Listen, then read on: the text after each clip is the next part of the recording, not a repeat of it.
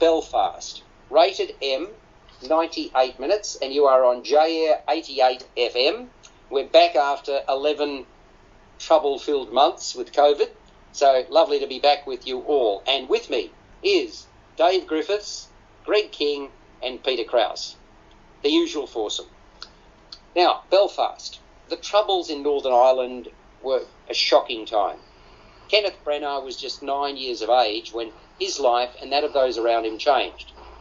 When COVID-19 lockdown happened, he decided to write his story and turn it into a film, which he also directs.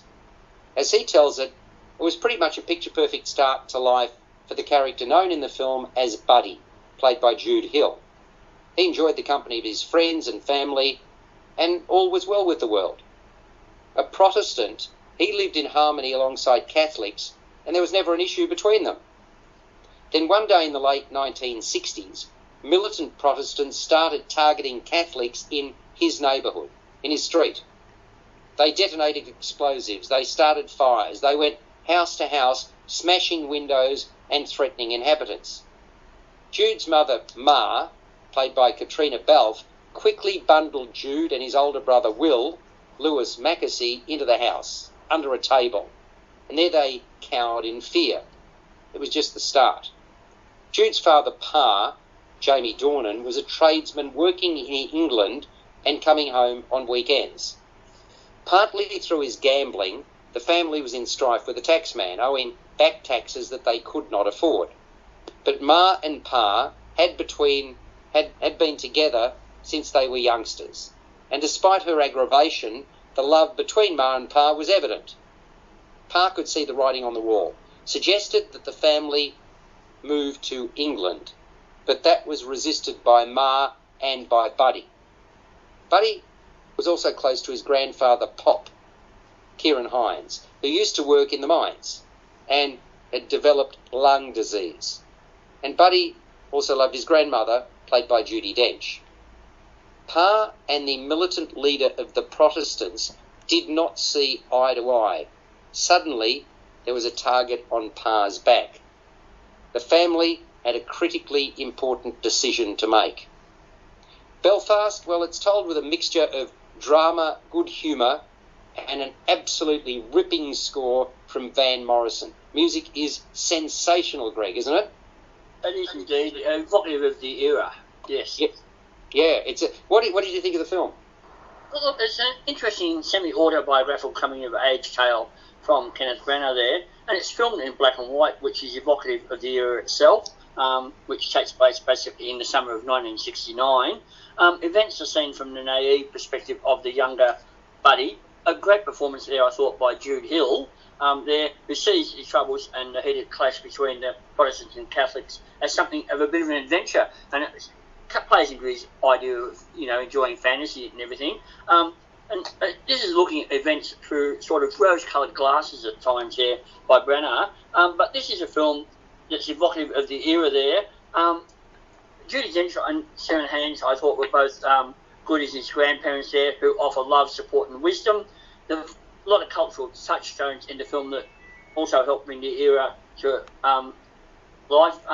And the films that they see on the TV in the background, like Star Trek, High Noon, who The Man Who Shot Liberty Valance, reinforce some of the key themes of the film, like standing up for what you believe in, and that as well. And the fact that Buddy's love of cinema, or Branagh's love of cinema, was formed as a child through going to the cinema and everything, was reminiscent to me of Terence Davies' Distant Voices, Still Lives there. But it's a very evocative film with a great soundtrack, as you said there, and some great performances.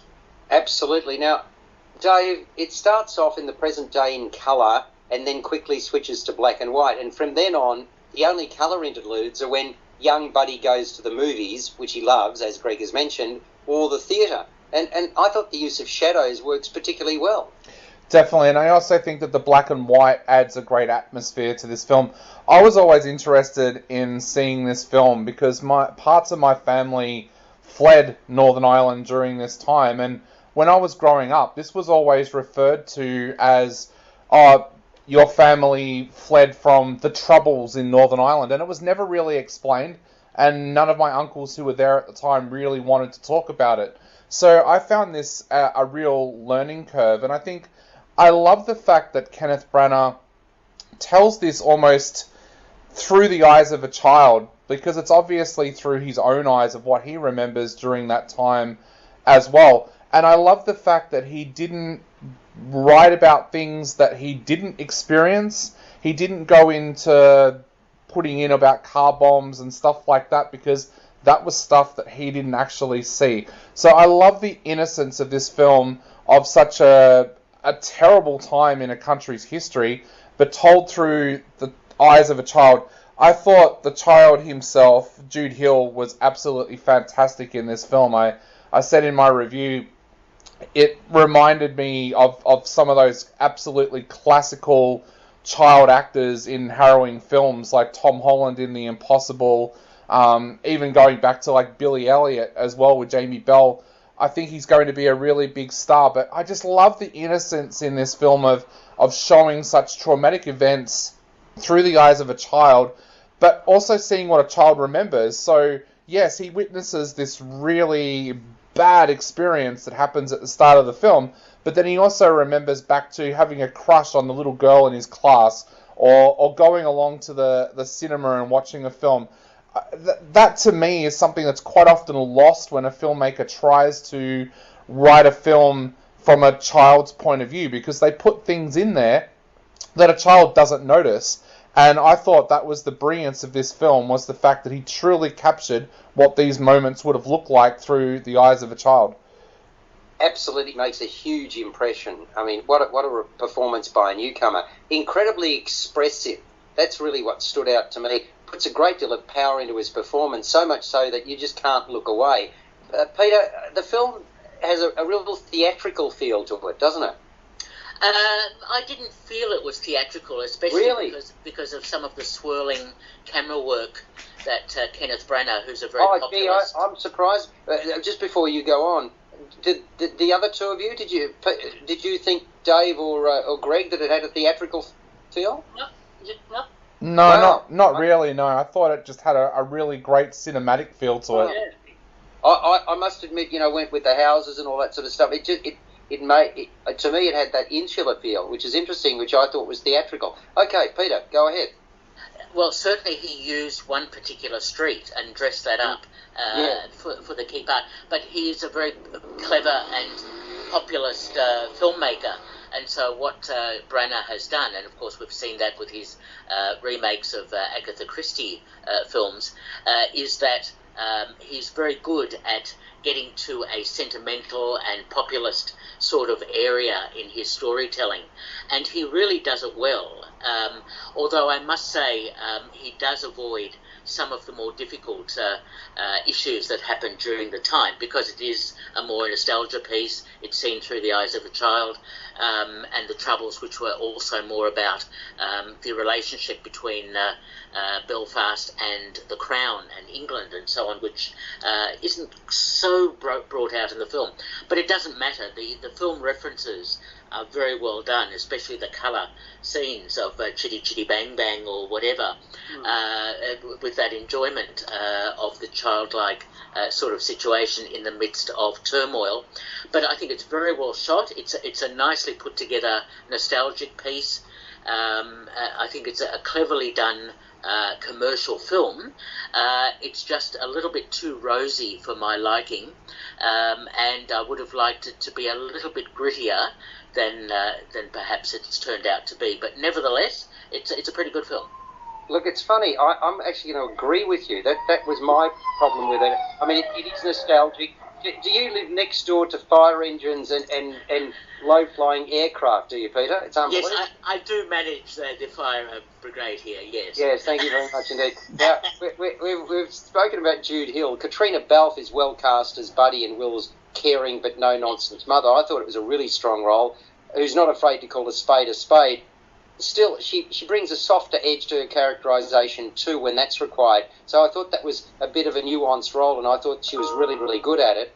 And as the boy's dad, Jamie Dornan comes across as a nice guy with obvious flaws. Kieran Hines has a fine time of it as a granddad. doesn't mind a bit of scheming to help Buddy get closer to a female classmate that Dave referenced that he's interested in. Judi Dench adopts an Irish accent as Granny, and as usual nails her part. Gee, she's good. And while the juxtaposition between the good times and bad is evident throughout, there's often what I'd call a magical gloss or sheen over the piece. And I take on board what you said, Dave, that it was obviously done that way because of the knowledge base that Kenneth Branagh has, and he didn't try to cover the bomb laying and all of that stuff. But, I mean, I dare say that it's Branagh fondly remembering his glory days. Belfast, the movie, is nostalgic. It's a pleasant watch, but a tad too romantic in my mind, like you said, Peter, given the horror associated with the Troubles. Nevertheless, there'll no doubt be many who'll disagree with that assessment and appreciate the heartstrings that are being tugged and appreciate it for what, Dave has mentioned as a piece of nostalgia. So let's get a score out of 10. Dave? I'm going 9 out of 10. Wow. Okay, I've seen it a couple of times, I might say, boys. Greg? 7.5 out of 10. Yes, and Peter? And fresh from the 6 BAFTA nominations that the film has received, so it's certainly hitting a nerve. I still liked it, and it's 8 out of 10 from me. And I initially saw it and gave it a 7. I saw it a second time and gave it a 7.5. So I'm in the same league as you, Greg. So there you go. That is Belfast. It runs for 98 minutes and it's rated M. And that's all we've got time for.